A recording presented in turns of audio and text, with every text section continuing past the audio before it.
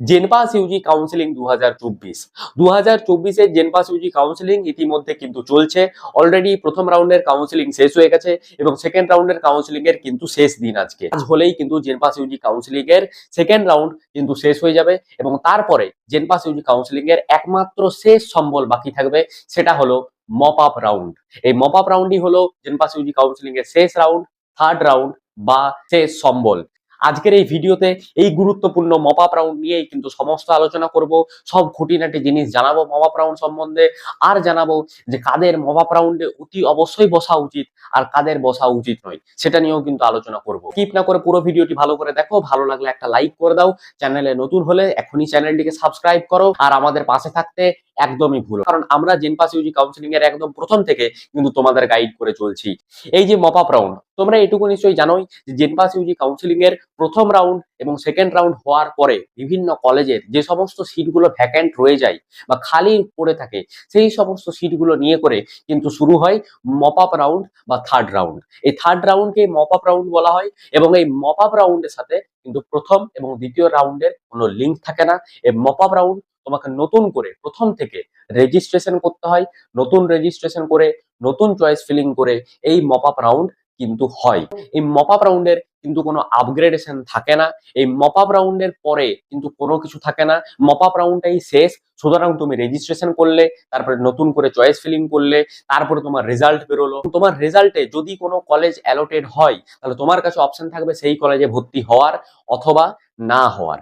এটাই কিন্তু mop up round basic, কিন্তু এটাই ঠিক আছে যে এটার জন্য তোমাকে নতুন করে রেজিস্ট্রেশন করতে হবে, নতুন করে চয়েস ফিলিং করতে হবে এবং একটি কলেজ তোমার যদি অ্যালোটেড হয় তোমাকে সেটাই ভর্তি হতে হবে, না হলে তুমি ভর্তি হবে না এবং তোমার জেনপাস ইউজি কাউন্সিলিং কিন্তু সেখানেই শেষ হয়ে যাবে। ঠিক আছে, এবং এই কাউন্সিলিং হয় প্রথম রাউন্ড এবং দ্বিতীয় রাউন্ড হওয়ার পরে যে সমস্ত সিট ফাঁকা পড়ে রয়ে গেল কলেজের, সেই সমস্ত সিটগুলো নিয়ে পরে কিন্তু এই রাউন্ডটি হয়ে থাকে।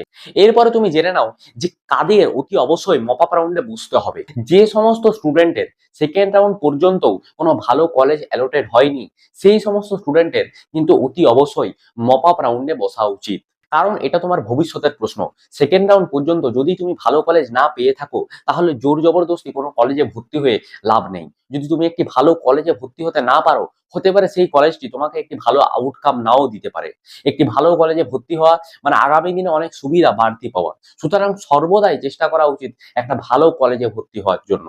তাই তুমি যদি সেকেন্ড রাউন্ড অব্দি ভালো কলেজ না পেয়ে থাকো তাহলে তোমার অতি অবশ্যই মপ আপ রাউন্ডে বসে একবার চেষ্টা করা উচিত, অতি অবশ্যই উচিত।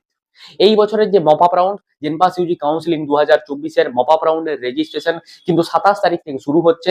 27শে সেপ্টেম্বর থেকে 29শে সেপ্টেম্বর পর্যন্ত মপ আপ রাউন্ডের রেজিস্ট্রেশন এবং কাউন্সিলিং কিন্তু হবে। 27 তারিখ থেকে 29 তারিখের মধ্যে তোমাকে নতুন করে আবার রেজিস্ট্রেশন করতে হবে ডাব্লিউবিজে এর পোর্টালে এবং তারপরে তোমাকে কিন্তু নতুন করে চয়েস ফিলিং করতে হবে।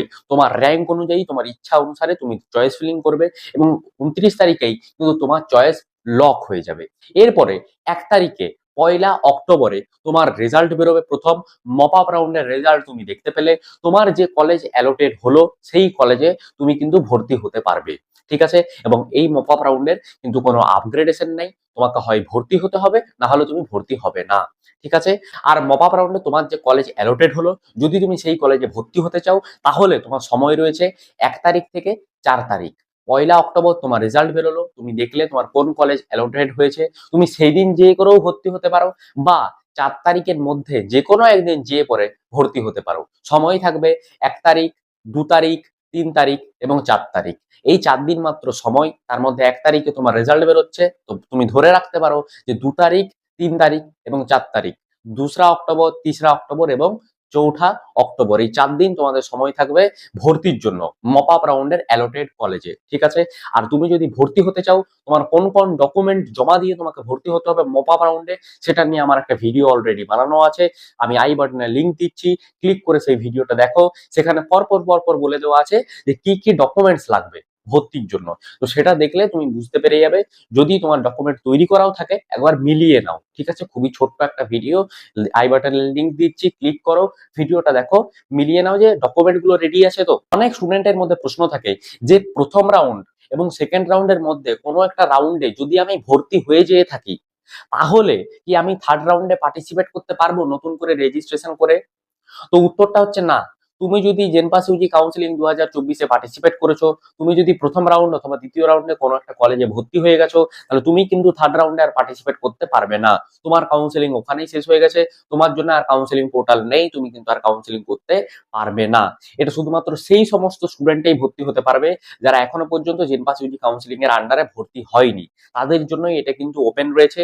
ঠিক আছে, যারা জেনপাস ইউজি কাউন্সিলিং এর প্রথম রাউন্ড এবং দ্বিতীয় রাউন্ড করিয়েছে কিন্তু ভর্তি হয়নি, তারা করতে পারবে অ্যাপ্লাই, এবং যারা প্রথম রাউন্ড এবং দ্বিতীয় রাউন্ডে বসাইনি তারাও কিন্তু এখানে অ্যাপ্লাই করতে পারবে। তো প্রত্যেকের কাছে এটা ওপেন রয়েছে। যারা এখনো পর্যন্ত ভালো কলেজ পাওনি তারা অতি অবশ্যই একবার চেষ্টা করো, এখানে ঠিকভাবে রেজিস্ট্রেশন করে ঠিকভাবে চয়েস ফিলিং করো এবং দেখো যে কতটা কি হয়। সমস্ত স্টুডেন্ট বিএসসি নার্সিং কোর্স বাদ দিয়ে বাদ বাকি কোর্সগুলোতে ভর্তি হতে চাইছো, তারা যদি মপ আপ রাউন্ডের কাউন্সিলিং করাতে চাও, তোমরা আমাদের সাথে যোগাযোগ করতে পারো। আমি নিচে আমার জিমেল আইডি দিচ্ছি, সেখানে কিন্তু তোমরা মেল করতে পারো। তোমাদের যদি কোনো হেল্প লাগে চয়েস ফিলিং এ বা কাউন্সিলিং হেল্প, তার রিগার্ডিং কিন্তু আমরা পেড ভার্সনে কিন্তু আমরা হেল্প করে থাকি। চয়েস ফিলিং এ তোমাকে কিন্তু আমরা হেল্প করব, চয়েস ফিলিং লিস্ট দিয়ে, কাউন্সিলিং এ বিভিন্ন প্রশ্নের উত্তর দিয়ে কাউন্সিলিং এর পুরো হেল্প করব, এবং সমস্তটাই আমরা করব মাত্র 199 রুপিসে। ঠিক আছে, তুমি 199 রুপিস পে করবে এবং তারপরে তোমাকে আমরা চয়েস ফিলিং লিস্ট প্রদান করব এবং তারপরে তোমাকে পুরো কাউন্সিলিং এ কিন্তু হেল্প করব। এটা শুধুমাত্র বিএসসি নার্সিং বাদ দিয়ে বাদ বাকি যে সমস্ত কোর্সগুলো রয়েছে সেই সমস্ত স্টুডেন্টের জন্য। তো তোমরা যদি চাইছো যে তোমাদের কাউন্সিলিংটা ঠিকভাবে হোক, তোমরা কিন্তু আমাদের সাথে যোগাযোগ করতে পারো। তো তোমরা এই মেল আইডিতে মেল করো, মেল করে তোমরা জানাও যে তোমাদের র্যাঙ্ক কি, বিভিন্ন ডিটেলস কি চাও, তো সেই অনুযায়ী কিন্তু আমরা তোমাদের হেল্প করব। পুরো ভিডিওটা ভালো লেগে থাকলে একটা লাইক করে দাও, চ্যানেলে নতুন হলে চ্যানেলটিকে সাবস্ক্রাইব করো, আর চারিদিকে শেয়ার করে দাও ভিডিওটা, যাতে প্রতিটা স্টুডেন্ট মপ আপ রাউন্ড সম্বন্ধে পুরো ডিটেলসটা পায়। আমরা এটাই কামনা করি যে তুমি যেন তোমার র্যাঙ্কে ভালো কলেজটি পেয়ে যাও এবং তোমার লাইফে যেন কোনো সমস্যা না হয়। Thanks for watching.